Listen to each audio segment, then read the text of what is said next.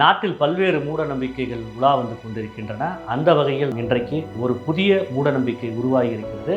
ஏற்கனவே ராமேஸ்வரத்தில் குளித்து பாவத்தை போக்குகிறோம் என்ற பெயரில் ஆடைகளையும் பழைய துணிகளையும் கழிவுகளையும் குப்பைகளையும் சேர்ந்து கடலை பால்படுத்தி கொண்டிருக்கும் நிலையில்தான் பாம்பன் பாலம் அருகே கருப்பு துண்டுகளையும் கருப்பு ஆடைகளையும் வீசிவிட்டு போகிறார்கள். இந்த மூட நம்பிக்கையின் காரணமாக அந்த பகுதியில் உள்ள மீனவர்களின் விசைப்படகுகளில் உள்ள புரோப்பெல்லர் என்றக்கூடிய விசிறிகள் உடைக்கப்படுகின்றன. அதில் சிக்கி மீனவர்களின் வலைகளும் இந்த துண்டுகளால் பாதிக்கப்பட்டு சேதமடைகின்றன.